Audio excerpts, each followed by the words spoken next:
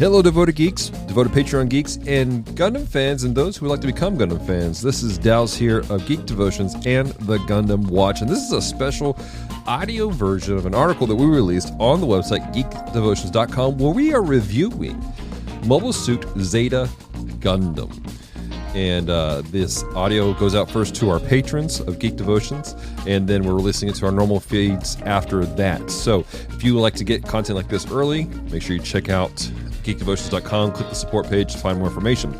That being said, ladies and gentlemen, we are going into the second half. This is about the second arc of Mobile Suit Zeta Gundam. If you want to check out our article, our audio article, the first one, link will be in the description down below. But this one is going to be very much in the same vein, and I ask you guys to subscribe to the Gundam Watch if you want to check out the third installment, which is going to be coming out here in a few weeks. That being said, ladies and gentlemen, let's get into today's review.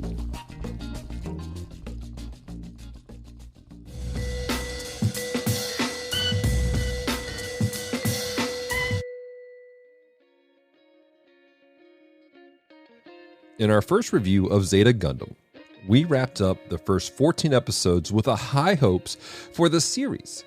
So the question becomes, does this series continue to remain strong as it continues? Or does the second act between episodes 15 and 32 bring the series down? Complicated development.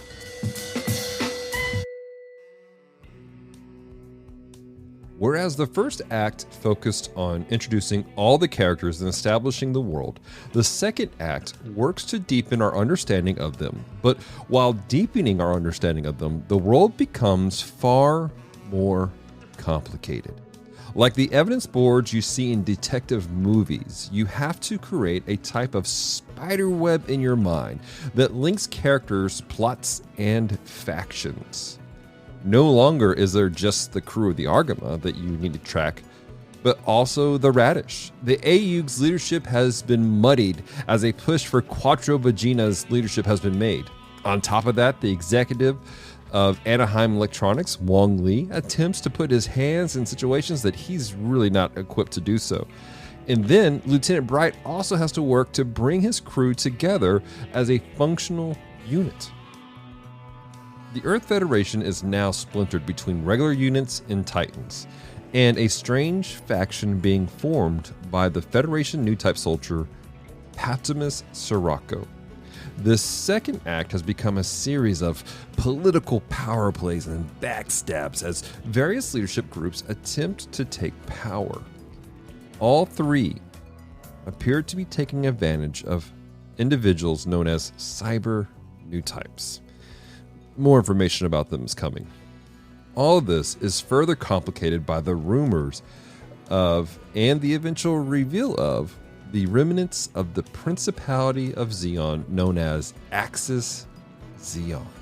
Throughout this second act, there are various discussions about how they would align themselves in this war. The Titans, Sirocco's faction, and the AUG have all at one point or another pondered what it would look like to partner with Axis Zeon. Now, simply discussing the various factions and interactions may make it appear that this second half is hard to follow and is confusing. Yet, this has not been my experience. Yes, you do need to keep a kind of mental track of where characters are and when, yet the way the story progresses, things seem to be very natural. The added layers are less complication to the story and more another exciting aspect to enrich the world. On top of the excitement, it furthers the realistic look at the messiness of war, which Tomino has become very skilled at expressing.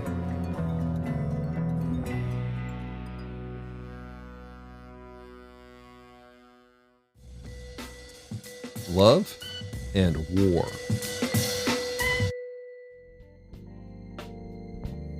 In the 2005 movie adaptation of this act, the subtext is lovers. This is aptly named as the act does focus a lot on the relationship between characters. Whereas some anime have a very simplistic way of expressing love between characters, this grounds it in the war-torn world. No relationship is easy, even though there are times that you are begging for it to simplify. With war as a backdrop, you see individuals being drawn together and pulled apart. Enemies become love interests seemingly become enemies. Some couples find themselves permanently separated, while others find themselves homesick for each other. Then at times, you see that some of the love stories are actually stories of manipulation in disguise. This complexity of the interrelational aspect of the cast adds another layer that again expresses the complexities of war.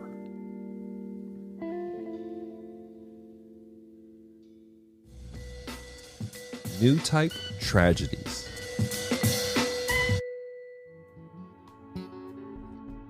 Zeta Gundam as a whole gives us a deeper look at the concept of new types. With each episode, new type abilities are explored and expanded upon.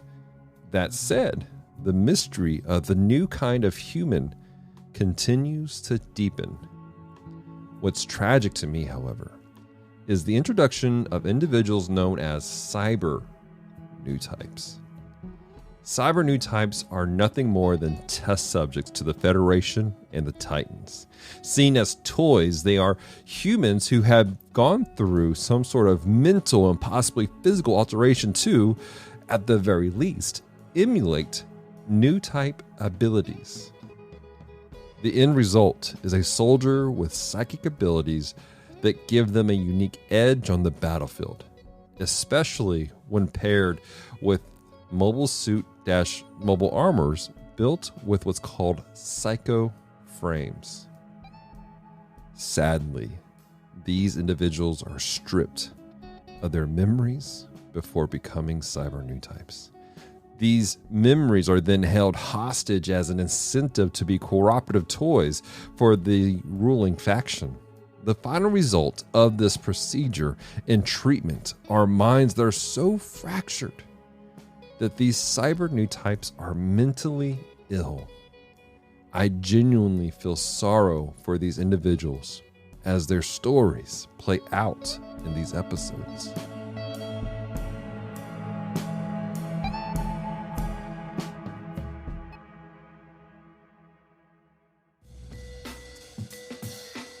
The mechs.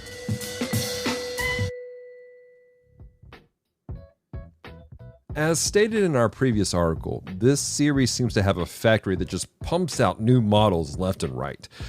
The second act doubles down on the concept of transformable mobile suits, so much so that they even provide an attachment called the G Defensor to the Gundam Mark II to give it some transformable qualities. While off-putting at first, these transformable mobile suits have given a new life to mech battles in the second act. Battles are no longer humanoid robots fighting either trench style or hand-to-hand combat. Now there is a new life to the combat with aerial dogfighting and a combination of the two styles. However, I want to point out two specific suits for this review. The first is the series named Zeta Gundam. This is the first time in the franchise that the main protagonist gets a mid-series mobile suit upgrade. The upgrade trope is something we see played out in the following Gundam series throughout time. At first, I felt the Zeta was off-putting with its bulky design. In addition, I was concerned about how its animation would play out throughout the series. However, the animators did a great job of making it transformative animation, and many of the fight scenes appear smooth and effortless. I can't help but wonder if my initial dislike for this new design was because it seems so different from the designs of the RX-78 and the Mark II. But the more I see it in the series, the more it seems to naturally belong to this world, and the more practical it appears. The second mech I want to point out is the Psycho Gundam. The Psycho Gundam is a transforming mobile suit that stands at just over 9 stories tall when fully transformed. This behemoth of a machine makes its first appearance in Hong Kong. The animation of its first appearance felt outer-worldly. Seeing it come into the city caused me to expect to see like Ultraman or some other tokusatsu hero to appear. But like the Zeta, the more time it was on screen, the more it felt natural to this world. This machine monstrosity truly felt like something the Titans would have created. The machine also introduces us to the concept of psycho frame machines. These are machines built with the sole purpose of resonating with and enhancing the abilities of cyber new types, and presumably at this point, new types, but to make them more effective warriors. Unfortunately, however, this technology is yet another tragic mark in the cruelty of the Titans. Normal people can't hope to control these early models, such as the Zeta Gundam. But the more a cyber new type uses it, the more trauma and mental damage they suffer. Final thoughts. The second act of Mobile Suit Zeta Gundam did a great job of expanding on the world, also causing you to understand the primary cast more deeply. I became more invested in certain characters and genuinely felt sorry for others. I want to get to the end of this journey, not because I'm bored with it, but because I desire closure for so many of these story beats taking place. Therefore, I will be giving episodes 15 through 32 an 8 out of 10.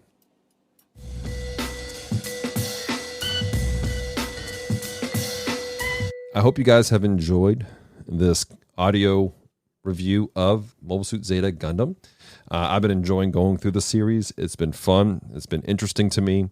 Again, we're releasing these. It's sporadic because it takes a while to watch these and then to kind of focus my ideas into it. We got 2 more reviews down the pipe, though. We're going to finish out the series for a 3rd act, and then we're going to do 1 more review, which is going to kind of encompass the entirety of the series. And if this has been interesting to you, if you guys like this, hey, do me a favor, share it. Share this out wherever you guys are at, any social media platforms you are. And I want to invite you, please, if you're new to Geek Devotions, if you're new to the Gundam Watch, check out what we do. There are links in the description down below. Consider subscribing to the Gundam Watch on your favorite podcast catcher. Check out the website for the Gundam Watch. Again, there will be links in the description down below. But the Gundam Watch is part of Geek Devotions, which is the show from devoted geeks who are devoted to letting people know that they are loved. We love you. We care about you, whoever you are listening to this podcast. That is the whole mission for everything we do. And we do that through geek culture. And the podcast of the Gundam Watch, it's just another foot into another world, letting people know they're loved and cared for. I genuinely love Mobile Suit Gundam. My co-hosts are falling in love with the same franchise. But all 3 of us genuinely just care about you. We want you to know that you're loved and cared for. And so we use this medium to talk and do life together and talk about something we love, but at the same time, hoping to bring you some hope. And if you guys need some encouragement, reach out to us. You can find us on any of our social media platforms. Look for the Gundam Watch on Facebook, Instagram, and Twitter, or Geek Devotions at geekdevotions.com. And on the social media platforms, just look for Geek Devotions. Until next time, stay devoted. Peace and love.